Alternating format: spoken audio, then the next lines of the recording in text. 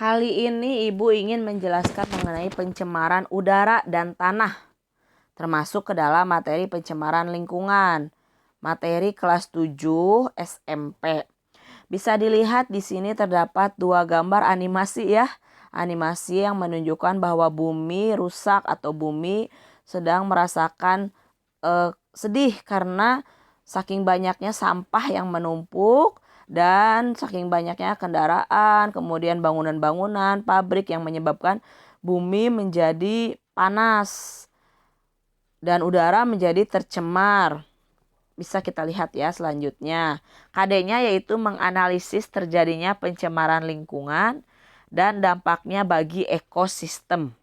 KD pasangannya KD 4.8 yaitu membuat tulisan tentang gagasan penyelesaian masalah pencemaran di lingkungannya berdasarkan hasil pengamatan.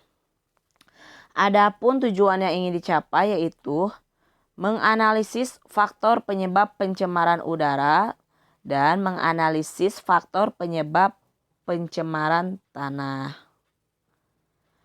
Di sini disajikan peta konsep jenis-jenis pencemaran.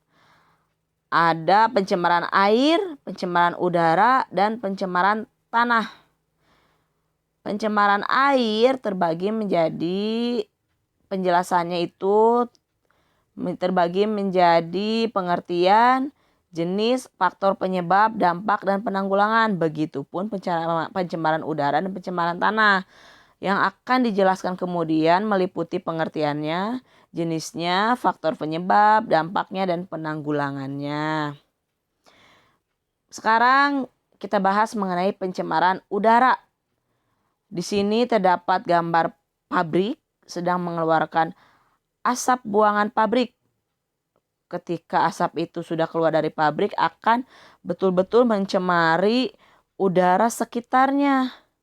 Sehingga udara sekitarnya tidak mungkin sehat lagi karena mengandung zat-zat kimia atau gas-gas kimia yang keluar dari pabrik. Bisa dilihat ya di gambar ini. Nah, kita lihat pengertian pencemaran udara. Pencemaran udara adalah pencemaran yang terjadi akibat asap, debu, dan gas berbahaya seperti emisi asap dan gas dari knalpot mobil, cerobong industri, dan pembangkit listrik, serta pembakaran bahan bakar fosil, batu bara, solar, dan bensin. Di sini ada gambar pabrik dan kendaraan bermotor. Itu semua menghasilkan gas-gas yang sangat berbahaya jika terus-menerus atau jika semakin banyak jumlahnya di bumi ini. Jenis pencemaran polutan udara berasal dari gas karbon monoksida atau CO dan gas karbon dioksida atau CO2, gas SO dan SO2, kemudian gas klorofluorokarbon atau CFC, hidrokarbon dan nitrogen oksida, gas-gas lainnya, dan partikel-partikel lainnya. Nah, apa sih macam-macam pencemaran udara? Pencemaran udara dibagi menjadi pencemaran udara primer, yaitu pencemaran udara yang disebabkan langsung dari sumber pencemar. Contohnya peningkatan kadar karbon dioksida atau CO2 yang disebabkan aktivitas pembakaran oleh manusia.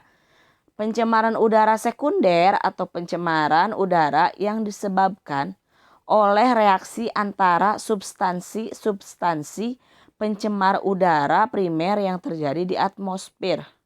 Contohnya pembentukan ozon yang terjadi dari reaksi kimia partikel-partikel yang mengandung oksigen di udara.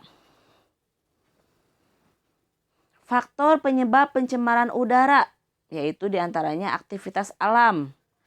Kotoran-kotoran yang dihasilkan hewan ternak mengandung senyawa metana yang dapat meningkatkan suhu bumi akibat pemanasan global. Bencana alam seperti meletusnya gunung berapi dapat juga menghasilkan abu vulkanik, serta kebakaran hutan yang terjadi akan menghasilkan karbon dalam jumlah yang banyak. Itu merupakan faktor penyebab pencemaran udara. Selain itu ada juga aktivitas manusia, yaitu seperti pembakaran sampah, asap-asap industri, asap kendaraan, asap rokok, dan senyawa kimia buangan seperti CFC yang terdapat pada kulkas biasanya ya. Sebetulnya aktivitas manusia ini bisa saja kita kurangi, tetapi semakin ke sini jumlah manusia semakin banyak sehingga kebutuhan akan kehidupannya semakin banyak pula sehingga bisa menghasilkan juga zat-zat buangan yang semakin banyak. Dampak pencemaran udara bagi kesehatan menimbulkan berbagai macam penyakit seperti ISPA atau infeksi saluran pernapasan akut. Bagi tumbuhan, abu vulkanik dari meletusnya gunung berapi membuat udara tercemar dan memicu hujan asam. Hujan asam mengandung senyawa sulfur yang bersifat asam sehingga dapat mematikan tumbuhan setempat. Adapun dampak lainnya yaitu efek rumah kaca. Konsentrasi karbon dioksida dan karbon monoksida yang tinggi di atmosfer akan memicu terjadinya efek rumah kaca, yaitu peningkatan suhu bumi. Kemudian selanjutnya rusaknya lapisan ozon disebabkan oleh klorofluorokarbon atau CFC yang merupakan senyawa yang terdapat dalam produk pendingin seperti kulkas, AC, dan aerosol. Selanjutnya dijelaskan juga bahwa ketika CFC terurai di atmosfer, maka akan memicu reaksi dengan oksigen, penyusun ozon. Dengan begitu, ozon akan terurai yang dapat menyebabkan lapisan ozon berlubang. Lapisan ozon itu sendiri berfungsi sebagai pelindung bumi dari panas yang dipancarkan matahari. Sinar UV yang dihasilkan matahari dapat memicu kanker, kerusakan mata, dan mematikan kehidupan tumbuhan air. Bagaimana penanggulangan pencemaran udara jika ternyata sudah terjadi di dunia ini gitu ya? Yang pertama bisa ditanggulangi sedikit banyak dengan menanam pohon yang banyak. Kemudian mencegah penebangan hutan secara ilegal. Kemudian membuat cerobong asap pabrik dilengkapi filter dan dibuat setinggi mungkin. Selanjutnya mengatur lokasi industri jauh dari pemukiman dan menggunakan kendaraan umum jika jaraknya dekat seperti bis, kereta, atau sepeda. Kita ke gambar selanjutnya atau ke bahasan selanjutnya yaitu mengenai pencemaran tanah.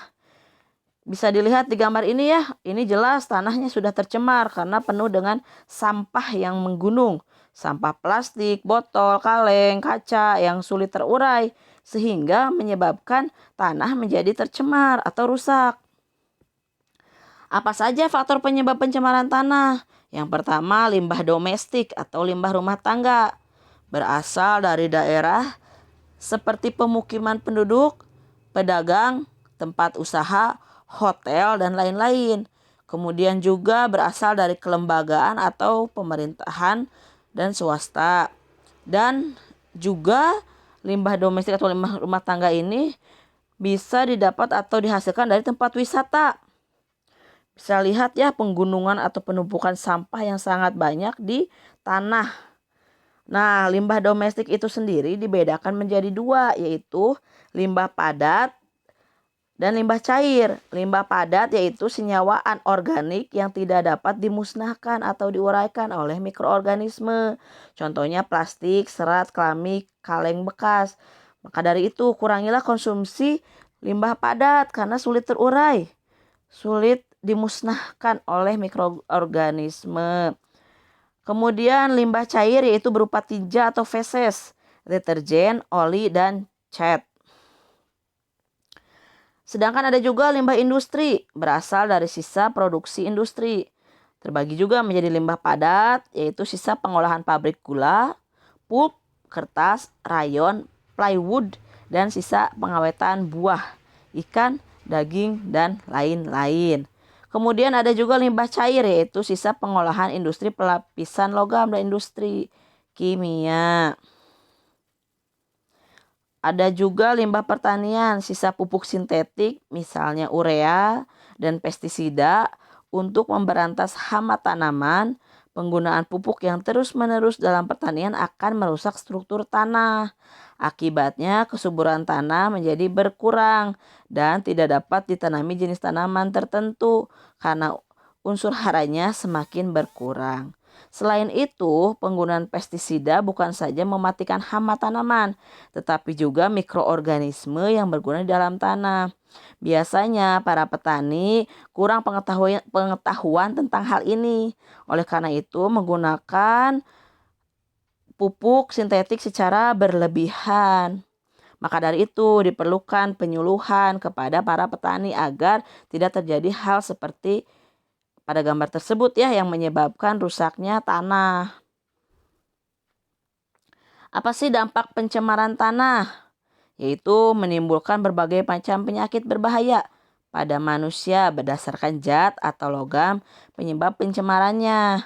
Kemudian mematikan mikroorganisme tanah yang bermanfaat bagi pertumbuhan tanaman dan dapat memusnahkan beberapa spesies primer dari rantai makanan sehingga rantai makanan menjadi terganggu. Jelas sekali ya, pencemaran tanah memberikan dampak yang sangat berbahaya bagi kehidupan manusia di bumi ini. Bahkan bukan hanya manusia, hewan-hewan pun menjadi terganggu akibat adanya pencemaran tanah ini. Bisa dilihat ya, di sini ada gambar beberapa dampak pencemaran tanah. Sampah menumpuk, tanah menjadi tidak subur, tanah menjadi retak, kering, kemudian tanaman-tanaman yang ditanam pada tanah tersebut menjadi mati otomatis karena tidak terdapat unsur hara yang cukup dan tanahnya juga rusak. Otomatis ketumbuhan pun akan menjadi mati atau rusak. Kemudian ada juga tumpahan minyak juga bisa menyebabkan rusaknya tanah atau menyebabkan terjadinya pencemaran tanah ya. Nah, jika sudah terlanjur terjadi, bagaimana penanggulangan pencemaran tanah? Bisa dilakukan yang pertama, pembuangan sampah dan limbah sebaiknya di tempat yang jauh dari pemukiman. Kemudian pembuangan sampah juga sebisa mungkin dipisahkan antara sampah organik, sampah anorganik, dan sampah B3 ya yang berbahaya.